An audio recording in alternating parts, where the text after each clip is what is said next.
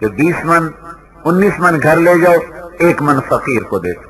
تو یہ جتنے ہیں نا ذمہ دار بڑے، ان کو شیطان کہتا ہے تمہارے اوپر قرضے چڑھو ہیں، تم کہاں سے دو گے؟ پہلے اپنے قرضے اتارو پھر دو، تو وہ غریب کا حصہ کھا جاتا ہے۔ یہ تو تم مزدوری کھا جاتے ہیں، یہ تو اللہ کا حق ہے۔ ہاں، مزدوری کھانے سے رزق ناپاک ہو جاتا، مزدوری رش ہاری کو اس کا حق نہ ملا تو دانا دانا سیاہ ہو جائے گا اور دانا دانا بے برکت ہو جائے گا، اور اس میں سے زکات نہ نکلی۔ ایک پیسے کی زکات ہے جو روپے کی شکل میں، ایک ان فصلات کی زکات ہے جو غلے کی شکل میں۔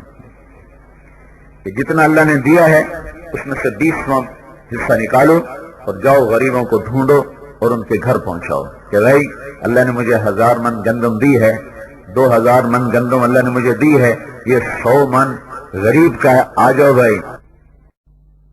بنائے ایک میں نیت کی کہ میں نے اس میں عشر نہیں دینا، دوسرے پلاٹ میں نیت کی کہ جو ضیاء الحق کا عشر ہے وہ دینا ہے، تیسرے میں نیت کی جو اللہ کا عشر ہے وہ دینا ہے۔ اس نیت کے ساتھ انہوں نے کپاس کو لگایا۔ سب سے زیادہ اس پلاٹ میں سے کپاس نکلی جس میں اللہ کا بنایا ہوا عشر نکالنے کی نیت کی تھی، وہ سب سے زیادہ نکلی۔ اس سے کم ضیاء الحق والا عشر، اور اس سے کم جس میں یہ نیت تھی کہ میں نے دینا ہی کوئی نہیں۔ تو یہ سارا علاقہ ذمہ داروں کا ہے، آئے بھی ہوئے ہیں، میں سب کو سنا رہا ہوں کہ بخیل نہ بنو، ظالم نہ بنو، غریب کو اس کا حق دے کر زیادہ دو تو واپس 10 گنا ہو کے تو فوراً واپس آئے گا، اور بے شمار گنا ہو کے اللہ کے خزانوں میں جمع ہو جائے گا، اور جو دعا دیں گے وہ اس کے علاوہ ہو۔ کسی غریب کو کپڑا پہنا دو، جب تک اس کے جسم پر وہ کپڑا رہتا ہے اس کپڑا دینے والے کے لیے ایک فرشتہ نیکیاں لکھتا رہتا ہے، لکھتا رہتا ہے، لکھتا رہتا ہے۔ تو اسلام 2 چیزوں کا نام ہے، ایک اللہ کا حق، ایک بندوں کا حق۔ اللہ کے نماز کے بغیر بھی معافی کوئی نہیں، سارے سندھ میں سخاوت کی دیگیں چڑھا دیں اور گھر گھر میں پیسے کی بارش کر دی، اگر نماز نہیں پڑھتا تو یہ سب مردود ہو جائے گا۔ نماز تو پڑھتا ہے لیکن لوگوں کا حق کھا جاتا ہے تو یہ اس کی نمازیں مردود ہو جائیں گی، اس کی نماز اسے بچا نہیں سکتی۔ کسی کے 4 آنے 25 پیسے کھا گیا تو 700 نمازیں دینی پڑیں گی اللہ کے دربار۔ تو بھائی جیسے مال کا حق ایسے عزت کا بھی حق ہے، جیسے مال کی چوری ہے عزت کی بھی چوری ہے۔ اگر میں نے کسی کو ماں بیٹی کی گالی دی تو میں نے اس کی عزت پہ ڈاکہ ڈالا ہے۔ کوئی میرے گھر سے گندم چرا کے لے جائے میں اسے تو چور سمجھتا ہوں، لیکن میں نے کسی کو گالی دے دی تو میں اپنے آپ کو چور نہیں سمجھتا کہ میں نے اس کی عزت پہ ڈاکہ ڈالا ہے۔ تو یہ 2 طرح کا ظلم ہے، ایک مال کا، ایک عزت کا۔ نہ عزت کے ظالم بنو نہ مال کے ظالم بنو تو تمہیں اللہ اتنا دے گا تمہاری نسلیں نہیں سنبھال سکتی۔ تو اللہ تبارک و تعالیٰ نے دین صرف نماز کا نام نہیں، روزہ حج زکات کا نام نہیں، ادھر عبادت جو اللہ سے ملاتی، ادھر حقوق العباد جو لوگوں سے ملاتے ہیں، جس میں میں کہہ رہا تھا کہ اگر تمہیں بولنا نہیں آتا تو میٹھا بول نہیں سکتے تو مسکرا کے دیکھ دو، یہ بھی صدقہ ہے۔ اور اللہ نے رزق دیا ہے تو خرچ کرو، جس کا آخری درجہ زکات 2.5% اور مال ہے، اور فصلات میں ہے 20واں حصہ، کہ اس میں 20 کا 1 من تلاش کرو، پہنچاؤ اس کو۔ اللہ لوٹا کر اللہ آپ کی زمینوں میں برکت دے گا، موسموں میں برکت دے گا۔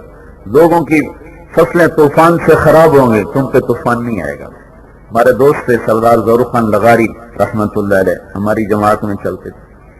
ان کا علاقہ ڈیرہ غازی خان چوٹی، اور اس کے پیچھے یہ پہاڑ ہیں، فورٹ منرو کے پہاڑ ہیں۔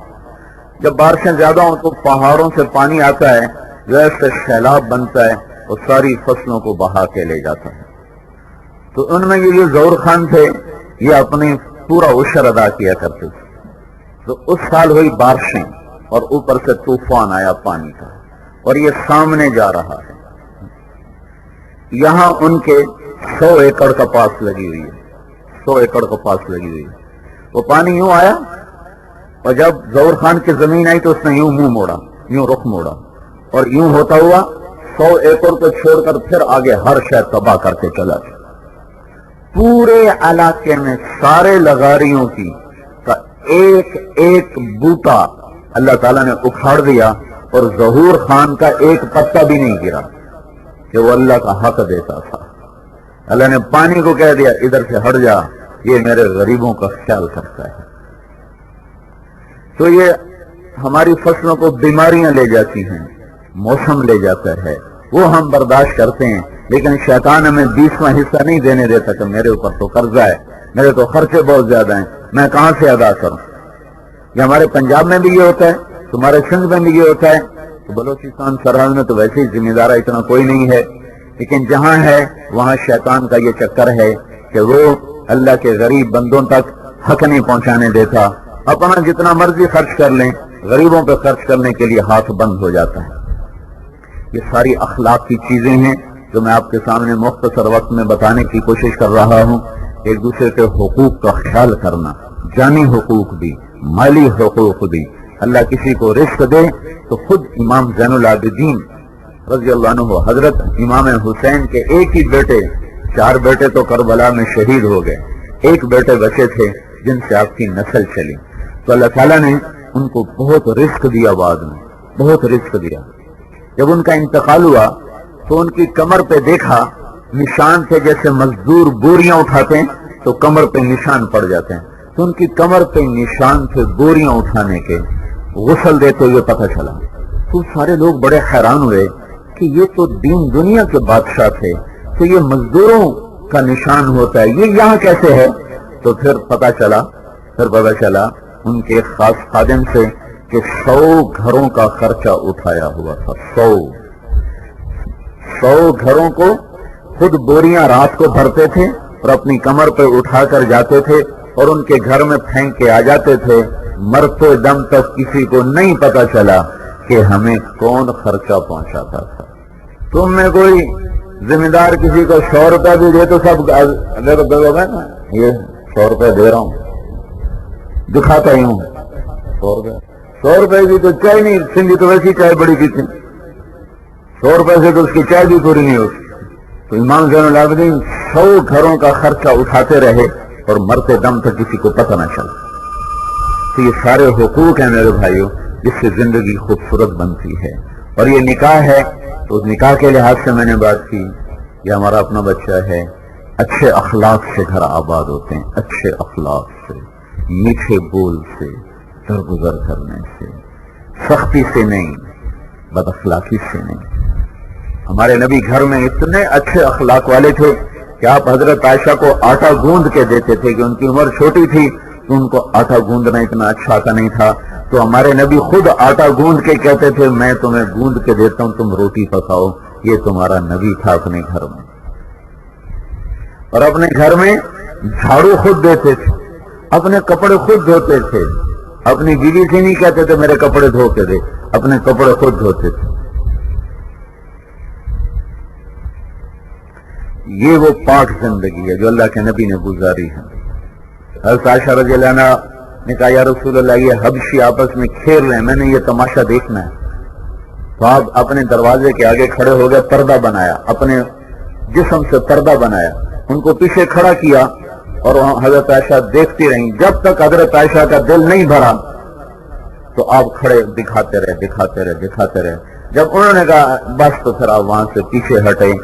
یہ آپ کے اخلاق تھے گھر میں. ایک صحابی نے پوچھا اللہ کے رسول کیسے تھے؟ تو دوسرے صحابی نے کہا ہر وقت غمگین رہتے تھے، ہر وقت فکر مند رہتے تھے. یہی بات ایک صحابی نے حضرت عائشہ سے پوچھی کہ اللہ کے نبی کیسے تھے؟ تو انہوں نے کہا ہر وقت ہنسنے والے تھے، ہر وقت مسکرانے والے تھے. جب گھر میں ہوتے تھے ہنسنے والے، مسکرانے والے، جب باہر ہوتے تھے تو فکر مند اور غمگین پن. ایک دفعہ جہاد سے واپس آ رہے تھے حضرت عائشہ صاحب،